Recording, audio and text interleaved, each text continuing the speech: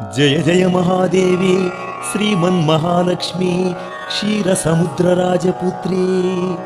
ఆర్తరక్షాకరీ దుష్ట శిక్షాకరీ సర్వలోకేశ్వరీ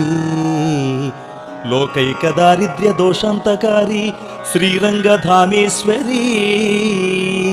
వైకుంఠవాసిని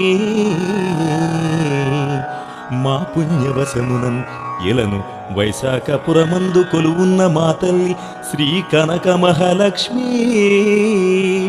మహాకల్పవల్లి